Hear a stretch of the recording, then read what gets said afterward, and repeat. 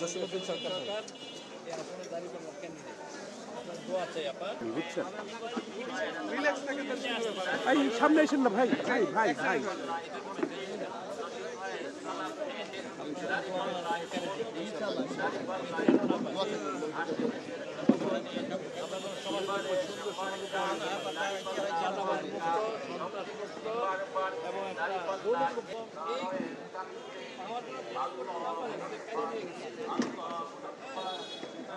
আমি দুঃখের সাথে জানাচ্ছি যে আপনি যেটা বলছেন অ্যাজ এ হোল গণভাবে আমার পার্টি এটা করে না।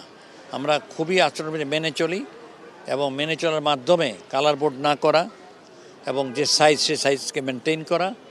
যেমন আমাদের পোস্টার নিষিদ্ধ করেছে, পোস্টার করিনি আমরা, কিন্তু অথচ অন্য প্রতিদ্বন্দ্বী অনেক প্রার্থীর পোস্টার দেখা যাচ্ছে, রঙিন পোস্টার।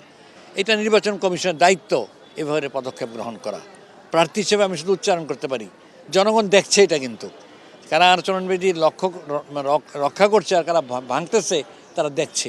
সুতরাং এই বিষয়গুলি জনগণ ব্যালটের মাধ্যমে রায় দেবে ইনশাআল্লাহ। কারা আইন শৃঙ্খলার প্রতি তোয়াক্কা করে নাই, কারা মেনেছে অনুগত থাকা মানে দুর্বলতা নয়। এতে আমাদের সাধারণ মানুষ অংশ বলে যে ভাই অন্যরা তো এখানে এটা করে সেটা করে, আপনারা কেন করছেন না? তো প্র্যাকটিক্যালি এটা কোনো আমাদের ডিসিপ্লিন না। আমরা ডিসিপ্লিন থাকতে চাই, জাতিটাকে আমরা সুন্দর করতে চাই। আমরা 100% মেনটেন করছি। সৌজন্য, ভদ্রতা, সদাচরণ এর ভিত্তিতেই আমরা বিহেভ করছি।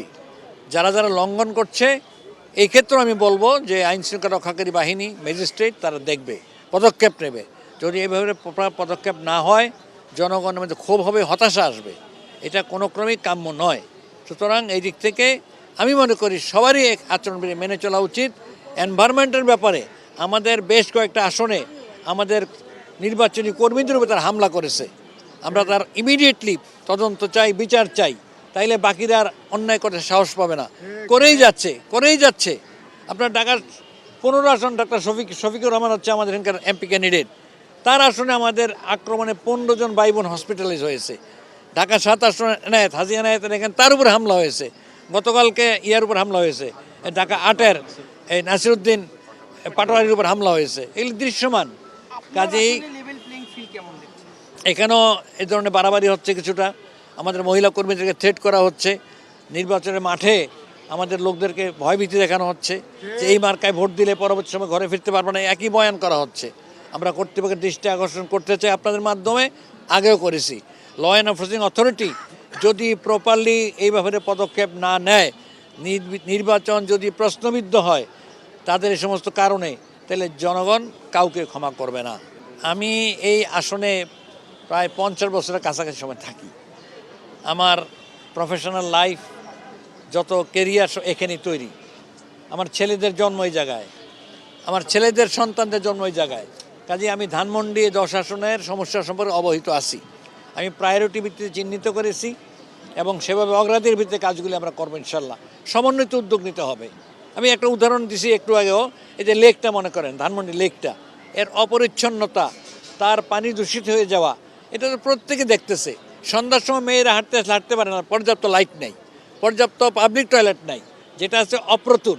হাজার হাজার লোক এখানে সকালবেলা দৌড়াতে আসে, ব্যায়াম করতে আসে, কিন্তু ইনসাফিসিয়েন্ট, দিনের পর দিন পরে আসে। এরপরে নিরাপত্তার অভাব, ছিনতাই, হাইজাক রাস্তাঘাটে ব্যাপকভাবে হচ্ছে।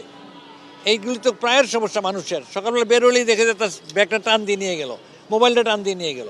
সুতরাং এই সমস্ত বিষয়গুলিকে আইন শৃঙ্খলা রক্ষা কর্তৃপক্ষ দেখা উচিত, এটা আমার প্রায়র কনসার্ন। তারপরে যানজটের বিরাট সমস্যা এলাকায়, অনেকগুলি স্কুল কলেজ প্রতিষ্ঠান এখানে আছে, ব্যাপক যানজট, মানুষের দিনের পর দিন ঘন্টার পর ঘন্টা নষ্ট হচ্ছে এখানে। এটা দেখেই যাচ্ছে মানুষ, কিন্তু আর রিপেয়ার এখনও সমাধান হয়নি। তারপরে মনে করেন এখানে আপনার ছিনতাই, চাঁদাবাজি, এটা একেবারেই অসহনীয় পর্যায়ে চলে গেছে। প্রতিটি ব্যবসায়ী দোকানদার, ছোট থেকে মাঝারি বড়, প্রত্যেকে সাফারার। বাড়িওয়ালারা বাড়ি ভাড়া দিতে যাবে, সেখানেও সন্ত্রাস, সেখানেও চাঁদাবাজি। এখানে আপনারা কনস্ট্রাকশন করবেন বিল্ডিংয়ের, সেখানে তাদের থেকে কী নিতে হবে, মাল নিতে হবে, তার কংক্রিট, রড, ইট সিমেন্ট নিতে পরে টাকা নিয়োগ দাও, এই জাতীয় প্রতারণা চলতেছে। সুতরাং সন্ত্রাস, চাঁদাবাজি ব্যাপকভাবে আমাদের সমাজকে কলুষিত করেছে। আমি এগুলিকে অ্যাড্রেস করতে চাই। জলাবদ্ধতা আর একটা অন্যতম সমস্যা। বৃষ্টি হলে গ্রিন রোড সহ বিভিন্ন এলাকাতে পানি প্রচুর জমে যায়, কোমর পানি হয়ে যায়, বাচ্চারা স্কুলে যেতে পারে না। বিদ্যুৎ পৃষ্ঠ হয়ে মানুষ মারা গিয়েছে, এমন ঘটনা ঘটেছে। সুতরাং এগুলিকে আমাদের দেখা উচিত। তারপরে সামগ্রিকভাবে রাস্তাঘাটের প্রশস্ততা কম, রাস্তাঘাটে পর্যাপ্ত প্রশস্ত করা, হ্যাঁ, এবং অলিগলিগুলিকে সুন্দর করা, সেখানে যেন পর্যাপ্ত লাইট থাকে তার ব্যবস্থা করা, এবং আইন শৃঙ্খলা রক্ষাকারী কর্তৃপক্ষের জন্য ডিউটি করে ঠিকমতো তার ব্যবস্থা করা, এসবগুলো করা উচিত।